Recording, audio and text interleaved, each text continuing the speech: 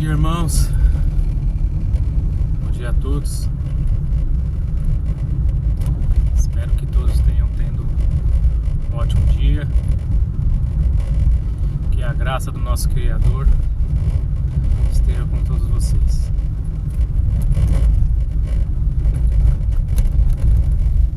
Liguei a câmera aqui para falar um pouco sobre uma passagem que eu estive meditando.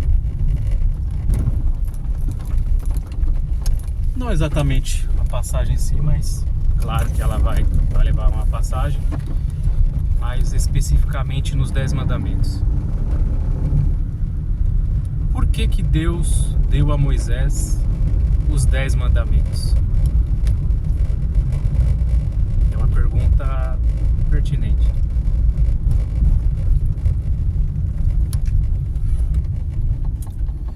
Levando em conta o que, salvo o erro, diz em Eclesiastes, que não há nada de novo debaixo do sol.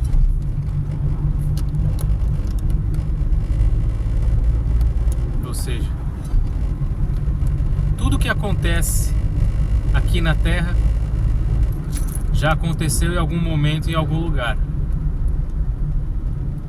Ou aqui na Terra mesmo, ou mesmo nas dimensões celestiais. Tendo em conta isto, é aí onde entra a minha pergunta. Por que Deus deu os 10 mandamentos a Moisés?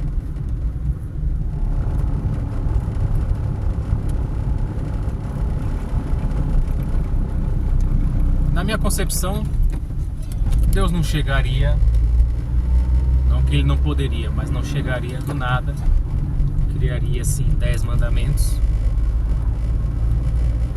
para mandar para o povo. E esses 10 mandamentos não é requisito para a salvação. Quando eu digo requisito para a salvação, é o quê? Que a lei por si só não é suficiente para salvar. A lei, ela só expõe a natureza pecaminosa do homem.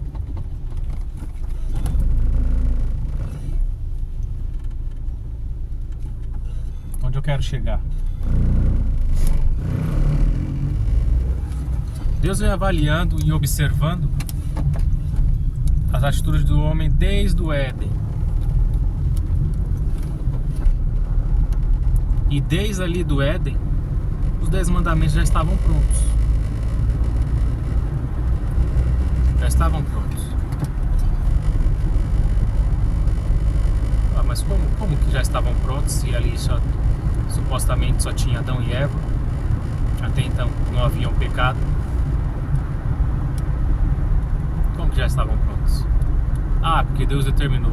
Não é porque Deus determinou. Ah, porque ele já sabia o futuro. Também não. Poderia usar esse argumento que ele conhece o futuro, que ele conhece, onipresente, onisciente e onipotente. Mas não é esse argumento que eu vou utilizar. Não é esse entendimento.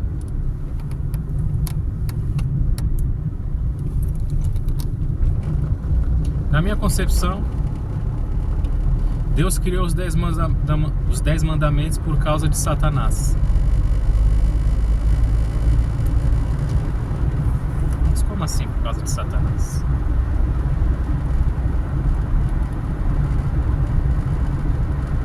A palavra diz que ele é pecador desde o princípio.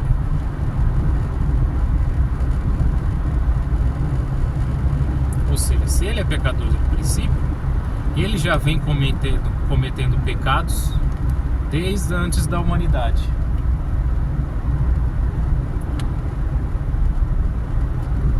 E de acordo como eu entendo a palavra, eu entendo as coisas, Deus vem nos ensinando tudo o que não é para nós, o que não é para nós fazermos, porque alguém já fez no passado. isso provaria, então isso daria inocência para o adversário? Claro que não. Claro que não, porque ele sabia o que devia e o que não deveria fazer. Ah, mas lá não tinha nenhuma lei, não tinha nenhum livro determinando ali os mandamentos, aquela coisa toda. O que eu quero dizer? Os mandamentos não salvam ninguém, eles só expõem os pecados.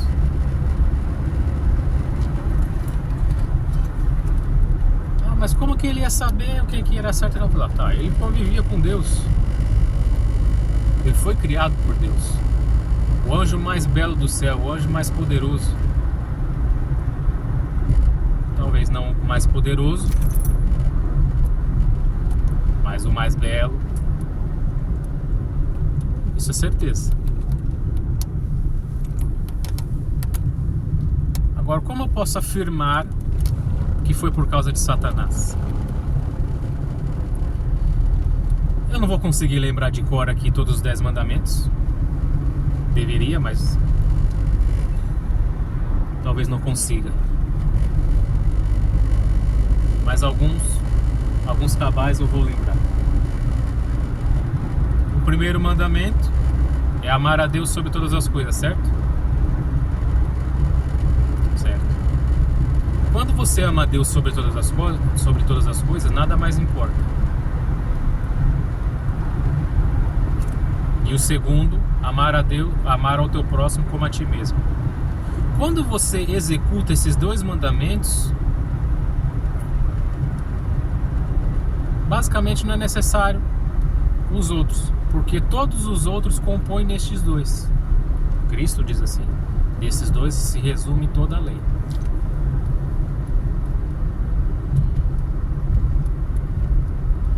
E quando Satanás amou mais a si mesmo, a sua beleza, ficou impressionado com a sua beleza, com o seu poder, que queria adoração para si, ele já violou o primeiro.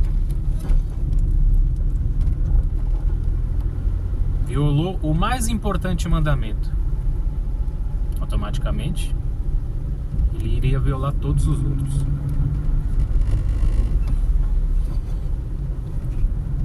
Quando você se faz próprio Deus, você elimina a necessidade do Deus eterno. Quando você faz Deus de si mesmo e busca a adoração dos outros. E quando você busca a adoração dos outros, você não está amando o seu irmão como a si mesmo. Porque quem ama o seu próximo como a si mesmo, ele executa o amor sacrificial de Cristo. Ou seja, se doa pelo seu irmão. Se possível, morre pelo seu irmão. Não vai levar seu irmão à morte, como Satanás levou uma terça parte dos anjos. Ali, ele já cometeu outro pecado: assassinato.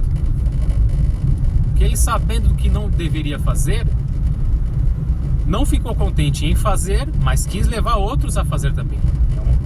É um tipo de assassinato. Porque ele sabia que ele sendo condenado, os outros também seriam. E até hoje ele tenta fazer isso com a humanidade. Ele sabe que está perdido, sabe que está condenado, ele quer levar o máximo de pessoas que ele puder.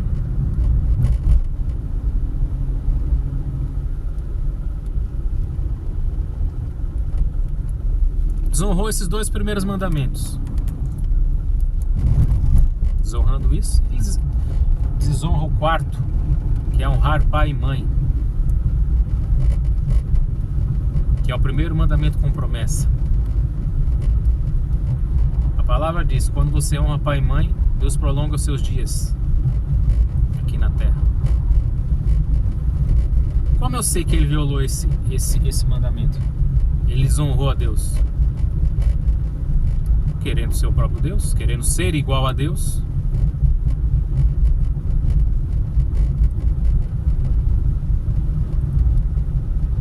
E quando na Bíblia está decretado o seu fim, Deus está abreviando os dias dele, porque ele foi criado para ser um ser eterno, certo? Se Deus abreviou os dias deles, dizendo que ele está condenado, que no fim de todas as coisas ele será jogado no lago de fogo, Deus está abreviando os dias dele, certo? Assim como faz com os filhos que desonram pai e mãe. Os seus dias serão abreviados. Às vezes as pessoas se perguntam: por que essa pessoa morreu tão jovem? Estou dizendo que são todos os casos. Mas numa grande maioria é porque desonrou pai e mãe.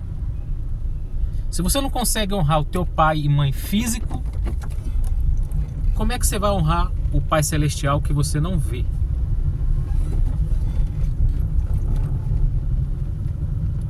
Isso é uma matemática básica.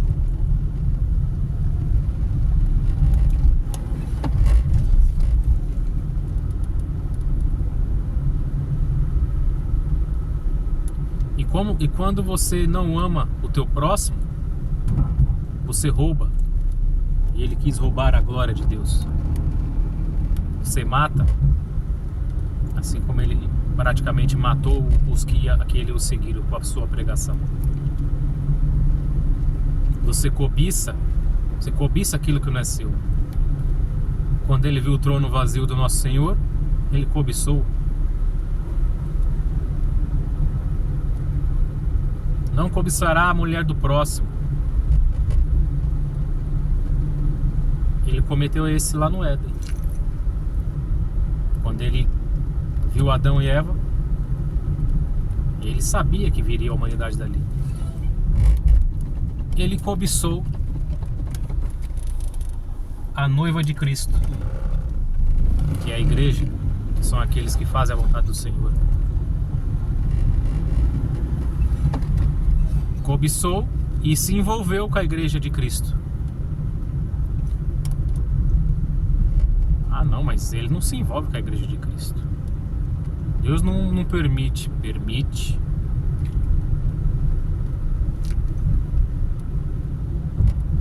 É assim como um casamento.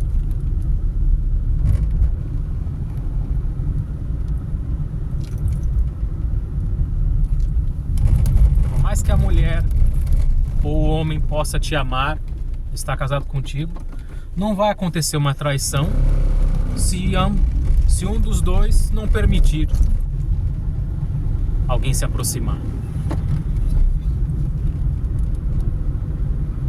Não vai acontecer. E por mais que você ame, uma pessoa,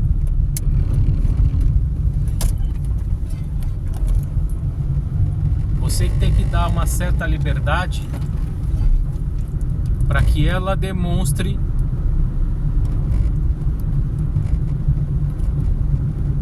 sua fidelidade. E assim foi Deus.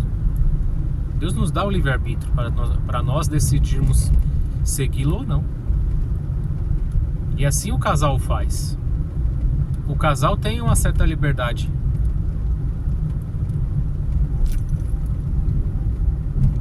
Para escolher estar com a pessoa, escolher não magoar, escolher não fazer o mal, escolher não trair.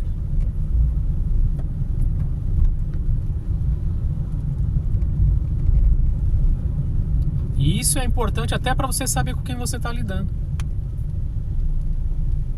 Se você proíbe tudo, quando eu digo proibir tudo, é algumas coisas básicas que não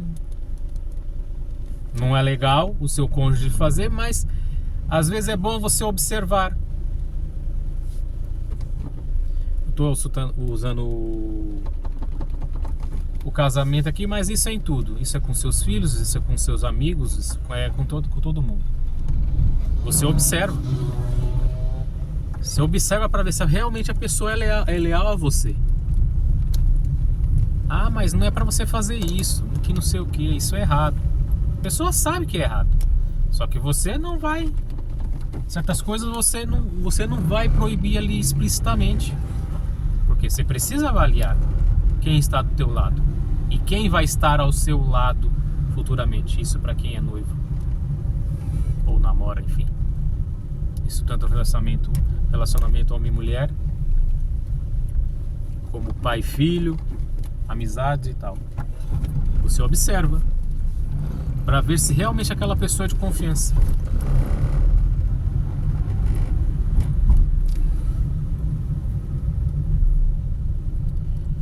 E lá do Éden ele cometeu esse pecado, ele cobiçou a igreja do Senhor. Porque ele viu o tratamento que Deus dava a Adão e a Eva. Ele já tinha caído ali. Ele já tinha caído. Ou seja, ele continuou pecando. Não se arrependeu. Não houve arrependimento.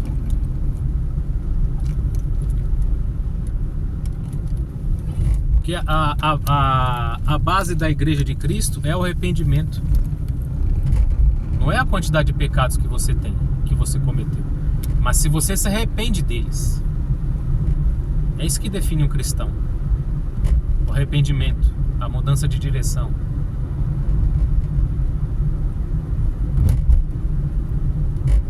E Satanás não se arrependeu. Não se arrependeu antes, não se arrependeu agora e não vai se arrepender.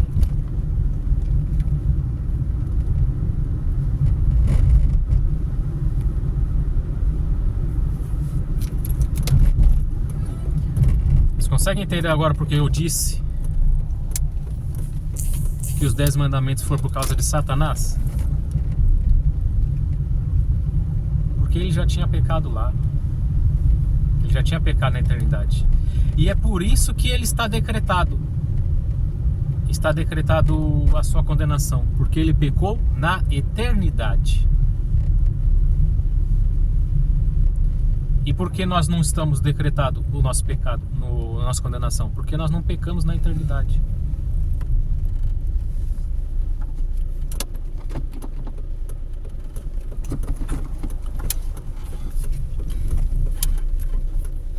Ele pecou na eternidade.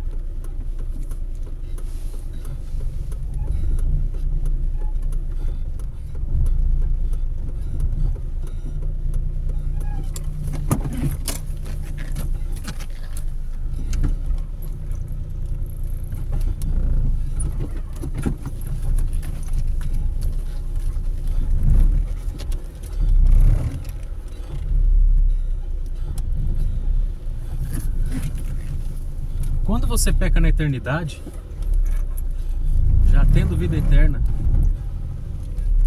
conhecendo Deus face a face, como é que você vai se arrepender? Fica difícil você gerar frutos de arrependimento.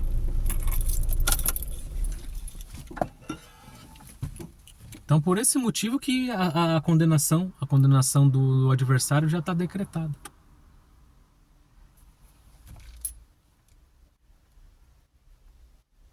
E por ele saber de sua condenação, que não tem mais volta, ele quer levar o máximo de pessoas com ele.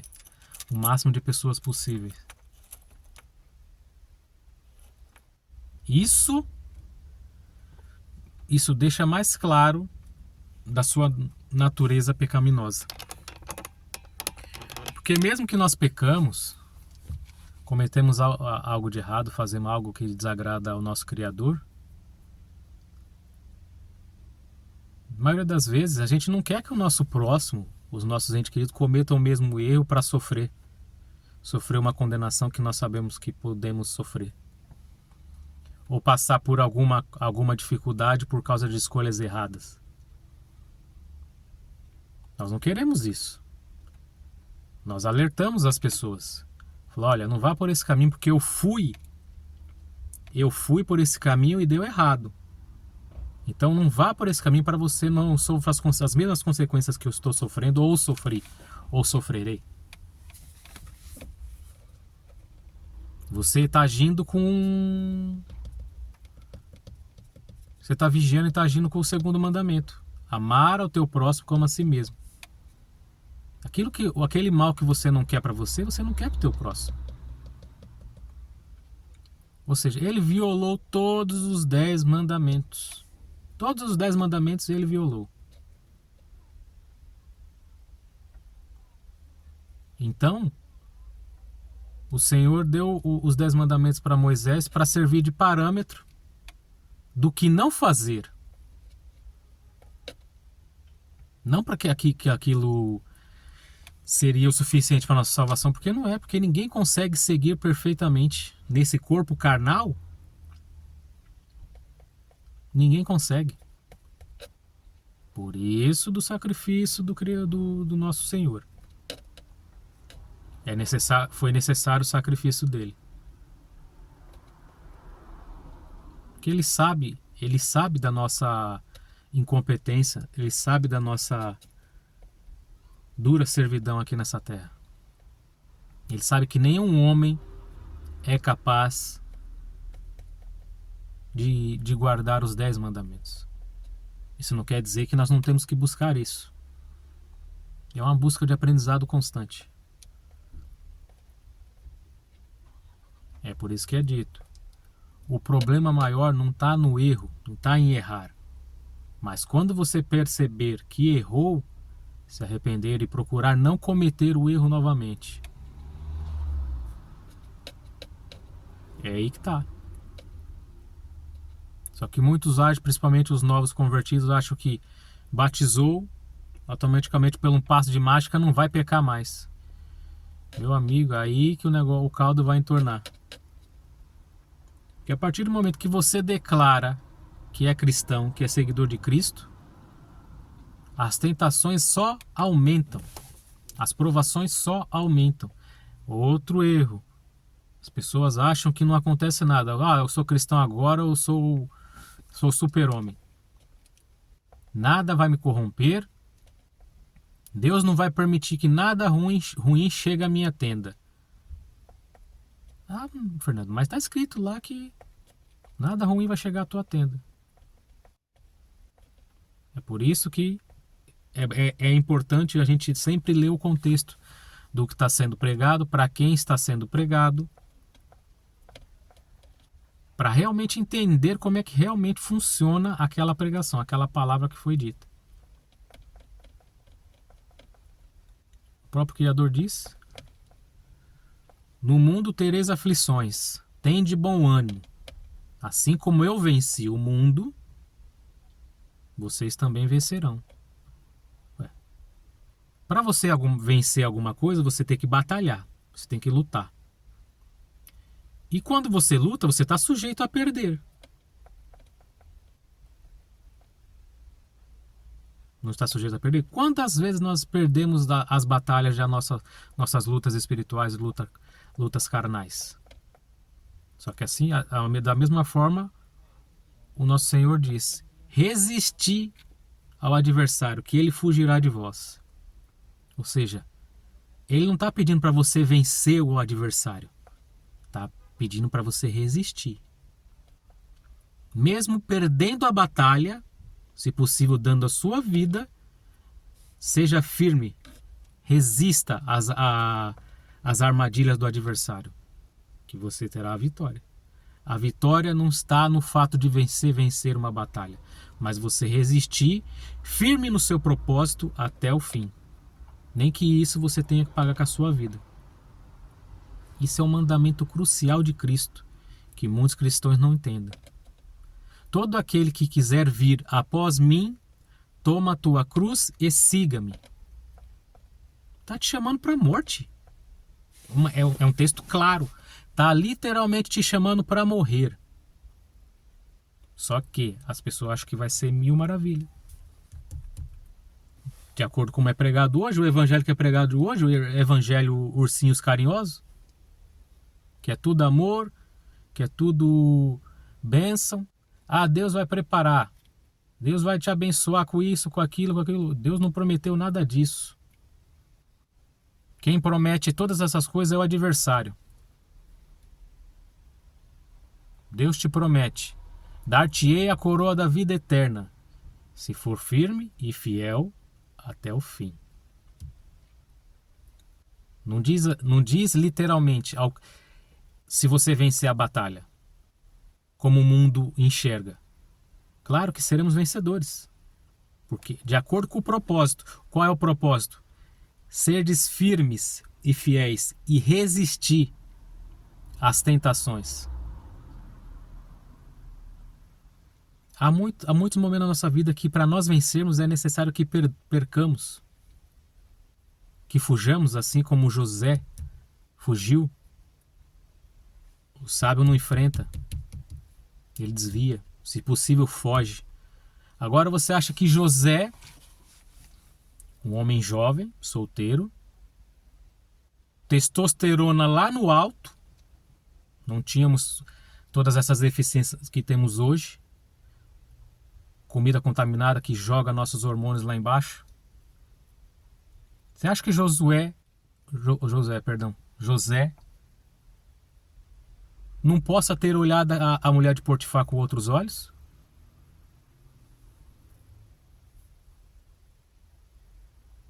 Se ele fugiu é porque ele sabe que a carne dele é pecaminosa e a carne dele estava desejando aquilo. Só que ele sabia que era errado. Por ele saber que era errado e pelo temor que ele tinha ao nosso Senhor, ele fugiu. Ele mortificou os desejos da carne dele.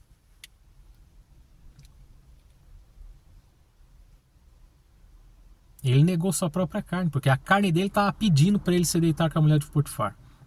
Mas ele, sabendo que isso era desagradável ao Senhor, ele fugiu.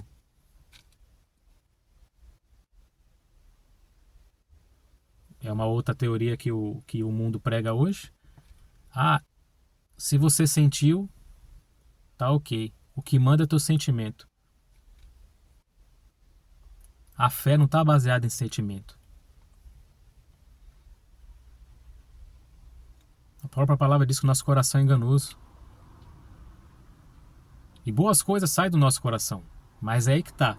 Como é que tá o seu coração? O seu coração está de uma maneira que você pode confiar nele? Na maioria das vezes, não. São tantas coisas, são tantas provações que nós passamos no dia a dia, que na maioria das vezes nosso coração não está digno de ser confiável. Pelos sentimentos. Você sente raiva, angústia, desconfiança. Você sente muitas coisas durante o dia.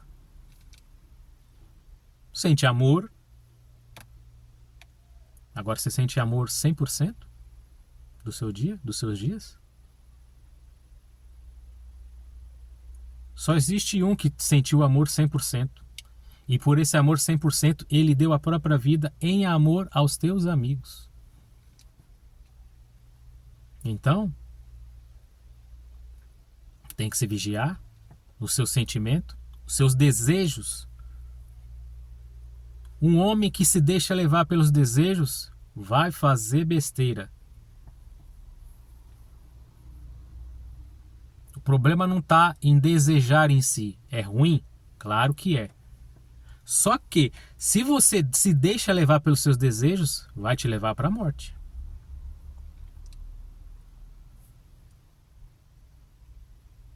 Tá bom, meus irmãos? Qualquer hora eu volto outra vez aí. Deus abençoe.